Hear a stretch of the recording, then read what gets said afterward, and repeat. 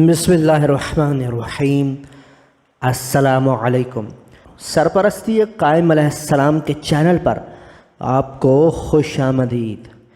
علامہ علی رضا رجالی سے سوال کیا گیا کہ کیا امام مہدی کا قیام مسلحانہ ہوگا اور تلوار کے ساتھ قیام کرنے سے کیا مراد ہے؟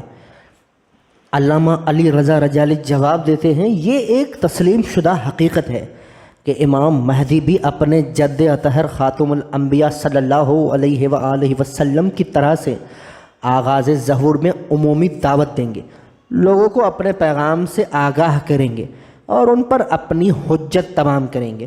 اس وقت ایک گروہ آپ کی دعوت کو قبول کرے گا اور راہ سعادت حاصل کرنے میں کامیابی حاصل کرے گا، جبکہ ایک گروہ آپ کی مخالف پر کمر بستہ ہو جائے گا، جس کے جواب میں آپ مسلحانہ قیام کریں گے۔ جیسا کہ امام محمد تقی علیہ السلام نے فرمایا، جب 313 آپ کے خالص وفادار ساتھی آپ کی خدمت میں مکہ پہنچیں گے تو اس وقت آپ اپنی دعوت کا اظہار کریں گے۔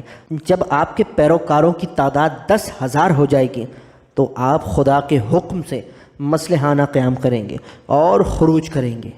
اس سوال کے دوسرے حصے کا جواب یہ ہے کہ تلوار کے ساتھ قیام کرنے سے جہاد فی سبیل اللہ اور اعلی کلمت الحق کے لیے شمشیر بکف ہونے کا کنایہ مراد ہے۔ مقصد یہ ہے کہ آپ کسی بھی کافر قوم سے مصالحت نہیں کریں گے۔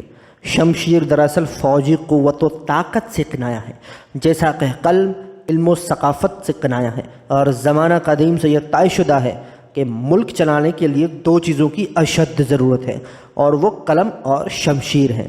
اسی لیے تلوار کے ساتھ قیام سے اپنی قوت و طاقت پر بھروسہ کرنا مراد ہے، تاکہ لوگ یہ نہ کہیں کہ امام مہدی علیہ السلام صرف کسی مسجد کے معلم اور کسی ممبر کے واعظ ہی ہیں، اس کے علاوہ اور کچھ نہیں ہے۔ قیام بالسیف سے یہی مراد ہے کہ آپ خدا کی جانب سے ظالموں اور ستم پیشہ افراد کے خاتمے کے لیے مامور ہیں۔